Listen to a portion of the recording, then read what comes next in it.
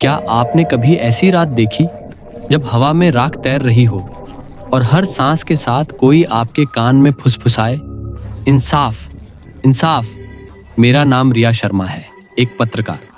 और मैंने ऐसा ही अनुभव किया जब मैं जम्मू कश्मीर के पहलगाम के घने जंगलों में पहुंची 2019 के पुलवामा हमले और 2025 के पहलगाम नरसंहार की सच्चाई खोजने। 14 फरवरी 2019 को पुलवामा में 40 जवान शहीद हुए थे और उनकी राख को एक प्राचीन मंदिर में अनुष्ठान के लिए ले जाया गया, जो अधूरा रह गया। 22 अप्रैल 2025 को पहलगाम में 26 पर्यटकों की बेरहमी से हत्या ने उस राख में छिपी एक राक्षसी शक्ति को जागृत कर दिया, जिसे स्थानीय लोग राख का राक्षस कहते हैं। मेरे कैमरे ने उस रात कुछ ऐसा कैद किया जिसने मेरी जिंदगी बदल दी, और शायद यह दुनिया को भी बदल दे अगर हमने इस अभिशाप को नहीं रोका। मैंने पहलगाम के लिए रात की बस पकड़ी। मेरे बैग में एक पुरानी डायरी थी जो मुझे मेरे दादाजी के सामान में मिली थी। दादाजी 1947 के कश्मीर युद्ध में सैनिक थे और उनकी डायरी में एक मंदिर का जिक्र था जहां राख की शक्ति को दबाया गया था। बस के रास्ते में मैंने खिड़की से देखा, हवा में राख तैर रही थी, जैसे कोई उसे कंट्रोल कर रहा हो। पहलगाम पहुंचते ही स्थानीय चाय वाले ने मुझे चेतावनी दी, उस मंदिर में मत जाओ बेटी, वहां राख जिंदा है।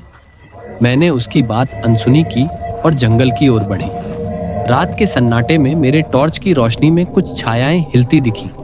अचानक मेरे कानों में फुसफुसाहट गूंजी, इंसाफ। मैंने कैमरा ऑन किया और स्क्रीन पर एक वर्दी में सैनिक की धुंधली आकृति दिखी, जिसके चेहरे पर खून टपक रहा था। मैं डर के मारे पीछे हटी और मेरा पैर एक पत्थर से टकराया। वहां एक पुराना सिक्का पड़ा था जिस पर पुलवामा 2019 लिखा था। कैसे मुमकिन था? मंदिर जंगल के बीच खंडहर था जिसकी दीवारों पर काले निशान थे, जैसे राख से बने। वहां मुझे बाबा कालदास मिले, एक तांत्रिक जिनके चेहरे पर डर और गंभीरता थी। उन्होंने बताया कि 2019 में शहीदों की राख में एक प्राचीन शाप जागा था, जिसे मंदिर के पुजारी ने ताबीज में कैद करने की कोशिश की, लेकिन अनुष्ठान अधूरा रह गया। 2025 में पहलगाम की हत्याओं ने उस शाप को और ताकत दी और अब राख का राक्षस दोनों हमलों के मास्टरमाइंड को उजागर करना चाहता था, वरना वह भारत और पाकिस्तान के नेताओं को भ्रम दिखाकर विश्व युद्ध 4 शुरू कर देगा। बाबा ने मुझे एक गुप्त कक्ष दिखाया जहां दीवारों पर खून से लिखा था, नाम बताओ या दुनिया जलेगी। तभी राख का एक तूफान उठा और मेरे सामने शहीदों की आत्माएं प्रकट हुईं। उनकी आंखें खाली थीं और वे एक साथ चीखे, हमें इंसाफ दो। मैंने कैमरा जमीन पर गिरा दिया और स्क्रीन पर एक और दृश्य उभरा। पहलगाम के पर्यटक, जिनके चेहरे आधे जले हुए थे, मेरी ओर बढ़ रहे थे। बाबा ने मुझे ताबीज दिखाया, एक काला पत्थर जो गर्म था, जैसे उसमें आग जल रही हो। उन्होंने कहा, इसे तोड़ने के लिए मास्टरमाइंड का नाम चाहिए जो दोनों हमलों के पीछे था। मैंने डायरी में एक सुराग पाया, एक कोड जो एक गुप्त दस्तावेज की ओर इशारा करता था। हमने मंदिर के तहखाने में वह दस्तावेज खोजा जिसमें लिखा था कि एक अंतर्राष्ट्रीय संगठन भारत और पाकिस्तान को युद्ध में धकेलने की साजिश रच रहा था ताकि विश्व युद्ध 4 शुरू हो। लेकिन जैसे ही मैंने दस्तावेज पढ़ा, मेरे दिमाग में भ्रम शुरू हुए। मैंने देखा मिसाइलें आसमान में उड़ रही थीं, दिल्ली और इस्लामाबाद जल रहे थे और लाखों लोग चीख रहे थे। राख का राक्षस मेरे सामने प्रकट हुआ। उसकी लाल आंखें चमक रही थीं। उसकी गहरी आवाज गूंजी, नाम या युद्ध। मैंने चीख कर कहा, मुझे नहीं पता। तभी बाबा ने एक मंत्र पढ़ना शुरू किया और राक्षस ने तहखाने को राख के तूफान में बदल दिया। मेरे फेफड़ों में राख भरने लगी और मुझे लगा मैं मर जाऊंगी।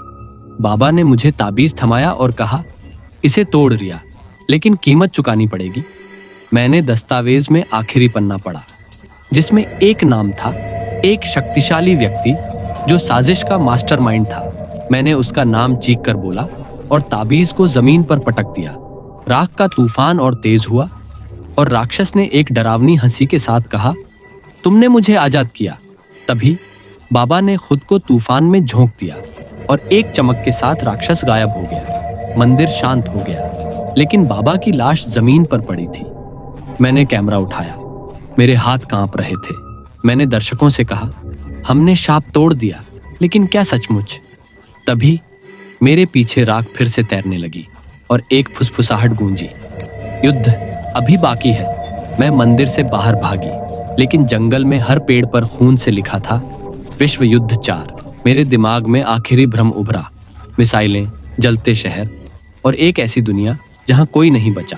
मैंने कैमरा ऑन किया और चीखी, यह सच नहीं हो सकता। क्या यह शाप अभी भी बाकी है? क्या वह साजिश अभी भी चल रही है? मेरा कैमरा अचानक बंद हो गया और स्क्रीन काली हो गई।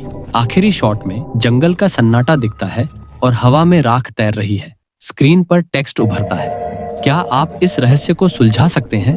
क्या राख का राक्षस अभी भी कहीं है? कमेंट करें। वीडियो एक सवाल के साथ खत्म होता है जो दर्शकों को सोचने पर मजबूर करता है। क्या यह सिर्फ एक कहानी थी या कुछ बड़ा सच अभी भी छिपा है?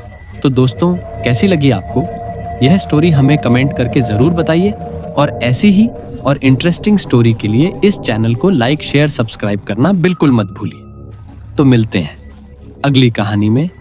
तक के लिए जय हिंद, जय भारत।